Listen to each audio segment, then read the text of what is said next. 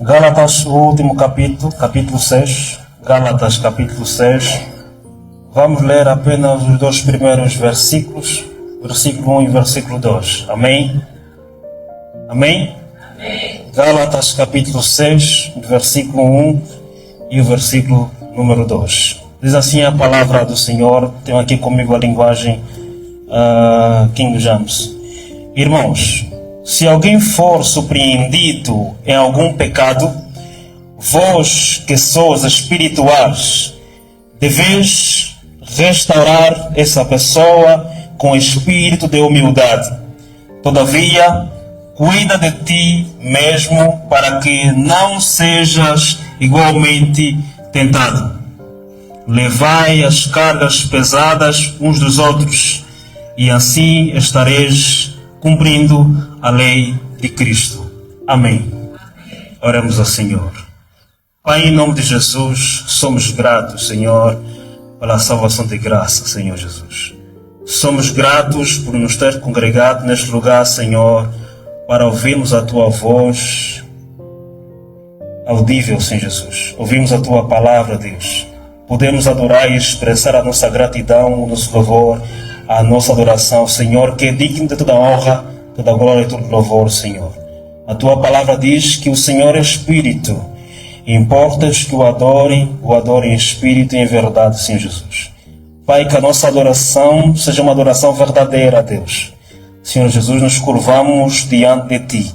Santifica-nos, ó Deus, na verdade, pois a Tua palavra, Senhor Jesus, é a verdade. Oramos em nome de Jesus. Amém. Amados irmãos, eu sou grato a Deus pela vida do pastor e também pelo convite que me foi formulado para estar aqui com os irmãos e poder testemunhar a palavra do Senhor. Amém? Então, para mim é sempre alegria e também motivo de grande desafio poder falar a palavra do Senhor. Também, como eu disse sempre, não estou sozinho, estou acompanhado de minha família. Caso a minha esposa está comigo. Então, damos graças a Deus por este dia e estamos aqui poder partilhar a palavra com os irmãos. Amém? Talvez essa mensagem para ti vai ser uma mensagem de exaltação, ou para ti pode ser uma mensagem de consolo. Talvez vai ser uma mensagem para edificação. Mas se ouvides a voz do Espírito Santo, não endureça o teu coração. Amém? Não endureça o teu coração. Amados irmãos, o texto em que nós lemos é o livro de Gálatas. Paulo está escrevendo a carta de Gálatas para a igreja que está em Galácia. Ou seja, segundo o texto, ou segundo o livro de Gálatas, não é apenas uma igreja específica, mas na região da Galácia haviam várias igrejas que Paulo havia, na verdade, fundado, mas havia um problema que a igreja estava vivenciando neste período. É que aqueles que eram cristãos, aqueles que se converteram a Jesus, estavam sendo levados novamente à obediência da lei mosaica. E esta lei parecia para o povo, para os novos convertidos, como um fardo. Então Paulo, ouvindo que o povo da Galácia, a igreja que está em Galácia, estava se desviando do verdadeiro evangelho que ele havia pregado no início, então Paulo decide escrever essa carta para corrigir, para chamar a atenção à igreja que está em Galácia. Por que vocês foram tão depressa em se desviar do verdadeiro evangelho? Do evangelho que eu testemunhei a respeito de Cristo. Eu estou surpreendido por vossa mudança. Eu estou surpreendido por vocês ainda, depois de ouvirem a mensagem da liberdade, a mensagem do evangelho, de que Cristo é o Senhor, vocês estão se voltando à obediência da lei. Quem vos ensinou, quem vos instruiu a obedecer à lei mosaica? Quem vos levou por esse caminho? Então Paulo está indignado com o comportamento da igreja que antes recebeu o evangelho da salvação, o evangelho da fé, o evangelho que liberta. O povo estava obedecendo a lei e os crentes naquela época eram obrigados, para além de obedecer o conjunto de leis mosaicas, eram obrigados a serem circuncidados.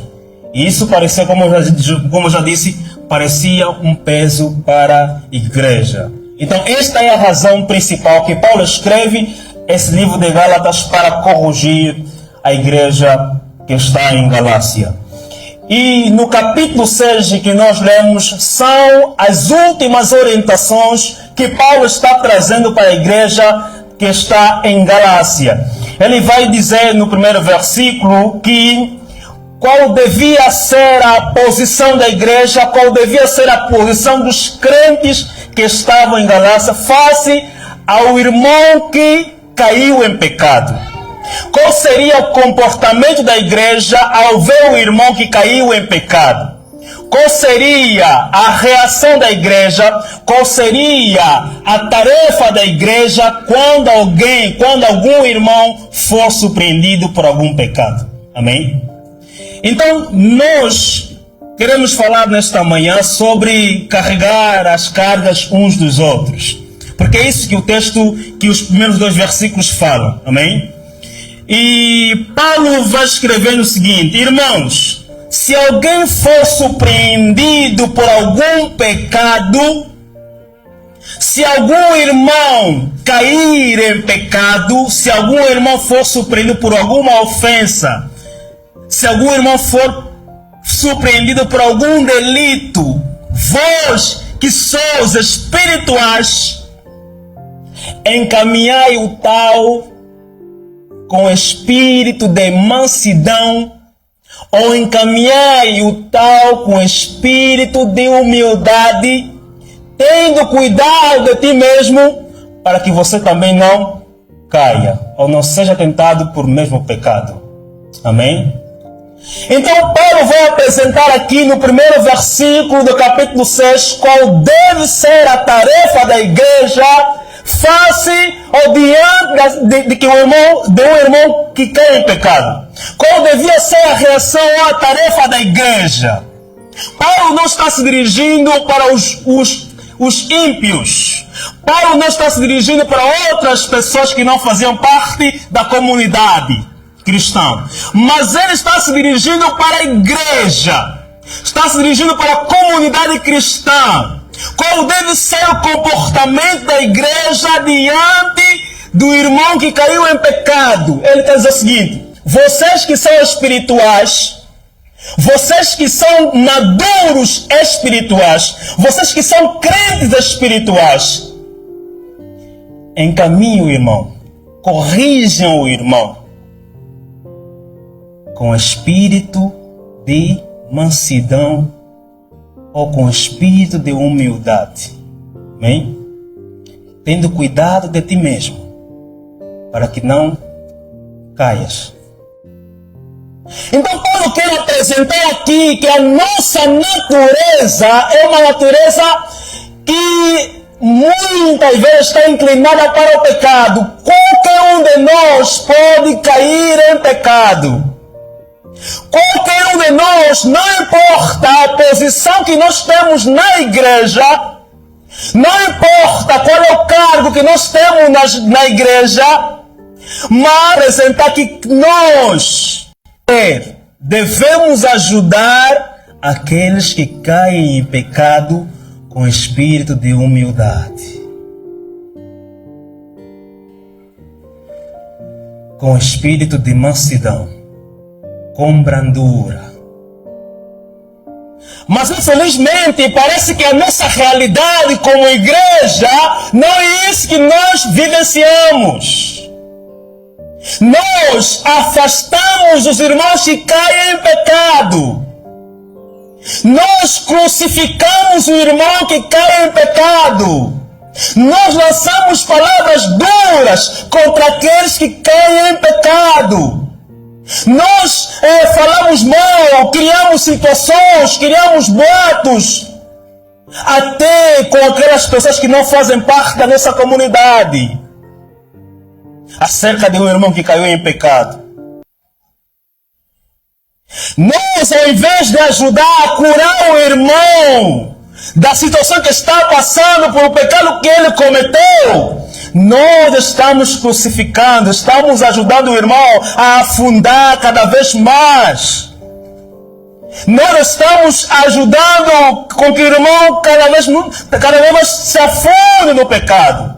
Não está ele que dizia que era espiritual, não está ele que pregava, que orava, não está ele que caiu em pecado. Irmãos, não é essa a nossa tarefa, essa é a tarefa do inimigo. O inimigo é acusador, mas a igreja não é acusadora. A igreja, ela serve de terapeuta, ajudar o irmão que caiu em pecado. Vós que sois espirituais, encaminhai o tal com o espírito de mansidão, com o espírito de brandura. Aqui a palavra encaminhar o tal com espírito de brandura ou com humildade, ele nos remete à ideia de um ortopédico. É isso, né, irmãos?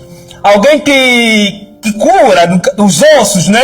Então, é basicamente isso. Melhorar o irmão que quebrou algum membro, quebrou algum braço. Isso é no lugar de Jesus. Devíamos atirar pedra. Mas Jesus não condenou aquela mulher adúltera. Mas não condenou a mulher adúltera. Jesus não compactuou com o pecado. Por isso ele mesmo disse: vai, eu também não te condeno, vai e não volta a pecar. E não peques mais. Então, ajudar o irmão que caiu em pecado não significa compactuar com o pecado dele. Não significa passar uma mão leve para o pecado. Não, mas é ajudar o irmão a voltar à comunhão com Deus. É ajudar o irmão a voltar à comunhão com a igreja. Esse deve ser a nossa tarefa. Ajudar o irmão a compreender o seu erro e voltar à restauração com o Senhor. Esse deve ser a nossa tarefa como igreja do Senhor. É isso que Jesus faria em nosso lugar. Mas nós não nos encontramos nesse lugar. O problema de um irmão, nós ouvimos falar numa outra igreja. O problema de um irmão que caiu em pecado, ouvimos falar lá em outras pessoas que não fazem parte da nossa comunidade. Irmãos, não é essa a tarefa da igreja. A tarefa da igreja é ajudar o irmão caído. Vocês que são espirituais, ajudem o irmão. Ajudem o irmão a se restaurar com o Senhor. Encaminhe o tal com o espírito de mansidão. Amém? E levai as cargas pesadas uns dos outros, e assim estareis cumprindo a lei de Cristo. Então Paulo está dizendo para a igreja que está em Galácia, que vocês estavam cumprindo uma série de regras, um conjunto de leis, mas a lei, o cumprimento da lei se resume numa única palavra. Lá no versículo 14 do capítulo 4. Ele fala que essa lei, o cumprimento da lei se resume numa única palavra, que é amai uns aos outros como a ti mesmo. E amar uns aos outros como a ti mesmo significa levar as cargas pesadas uns dos outros. E assim estaremos cumprindo na totalidade a lei de Cristo. É isso que a igreja deve fazer. Levar as cargas uns dos outros significa partilhar das mesmas dificuldades que o irmão está passando. Levar as cargas uns dos outros significa partilhar do sofrimento que o irmão está passando. Levar as cargas uns dos outros significa partilhar das dores do irmão e não espalhar boatos com relação à vida do irmão. Nós precisamos refletir o que Paulo está aqui dizendo para a nossa igreja. Que é preciso ajudar o ferido. Que é preciso ajudar o caído. É preciso ajudar os que estão caindo em pecado. Essa deve ser a tarefa da igreja. Não estamos vivendo em competição. A igreja não pode viver em competição. A igreja não pode viver em competição. Não. Nós devemos nos alegrar quando o irmão está crescendo na vida espiritual. Devemos também nos entristecer quando alguém cai em pecado. Precisamos chorar e clamar para que o Senhor restaure o irmão que caiu em pecado. Porque é mais uma alma que está se desviando do caminho do Senhor. O irmão ficaria feliz de estar no céu, mas o irmão que contou contigo está no inferno. Não é essa a tarefa da igreja. A igreja é diferente do mundo. No mundo é competição, mas na igreja não. Na igreja devemos ajudar uns aos outros. Porque o objetivo de Cristo estar morrendo na cruz é para levar as pessoas à salvação.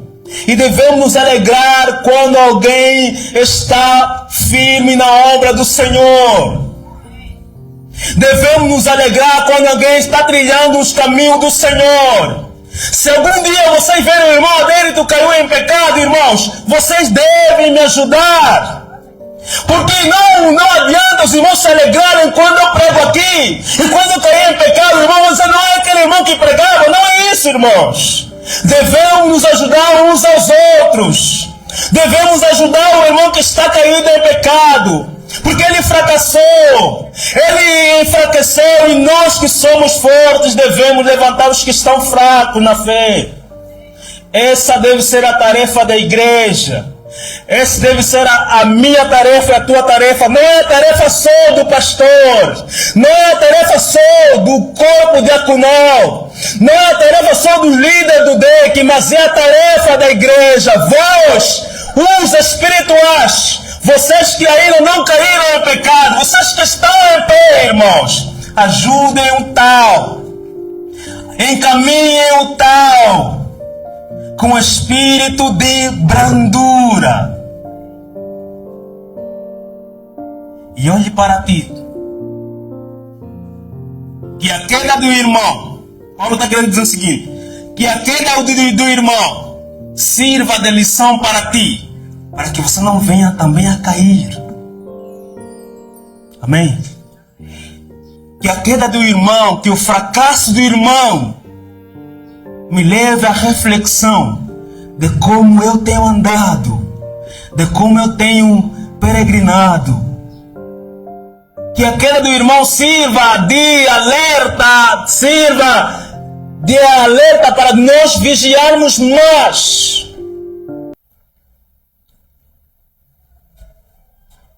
Mas precisamos carregar as cargas uns dos outros. Precisamos ter o mesmo sentimento que o irmão. Precisamos partilhar da mesma dor que o irmão. Eu acredito que se você está aqui ouvindo essa mensagem, não é por acaso. Se você se considera como forte, deves ter um fraco para suportar. Se não tens um fraco para suportar, você não é forte. Porque a Bíblia fala que os fortes devem suportar os fracos. Amém? Os fortes devem suportar os fracos. Aquele irmão que outrora caiu em pecado e não faz parte da nossa comunidade, ou já não tem aparecido na nossa comunidade, esse deve ser o momento de nós procurarmos os irmãos e restaurarmos a sua vida. Vamos orar pelos irmãos que estão caídos em pecado. O irmão que está sob disciplina não é nosso inimigo. O irmão que caiu em pecado não é nosso inimigo, irmãos. Ele não é nosso inimigo, mas nós muitas vezes nós o consideramos como nosso inimigo. Até mesmo para passar uma saudação nós não conseguimos. Nós não conseguimos visitar alguém que um dia estava conosco, mas caiu em pecado. Não conseguimos, porque nós muitas vezes achamos que ele é nosso inimigo. O nosso inimigo é o diabo. Mas o nosso irmão caído não é nosso inimigo. Ele só fracassou, ele não prestou atenção enquanto ele caminhava. Ele deslizou. Ele caiu. mas não significa, irmão, que devemos abandoná-lo. Devemos corrigir o irmão, sim, mas com espírito de humildade e mansidão.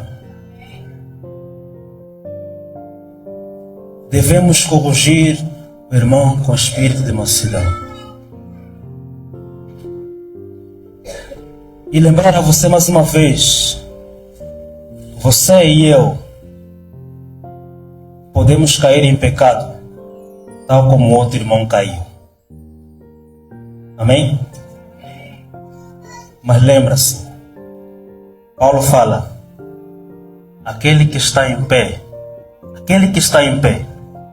cuida-se para que não caia. Amém? Não significa que você que está em pé é o mais rijo da igreja, é o mais forte da igreja. Você pode fracassar também. Você gostaria de ser tratado como você trata o irmão que caiu? Você gostaria de ser tratado, desprezado, tal como o irmão caiu em pecado, se algum dia você cair em pecado? Então, se você não gostaria que te tratassem desse jeito, vamos ajudar o nosso irmão que está caído. Amém?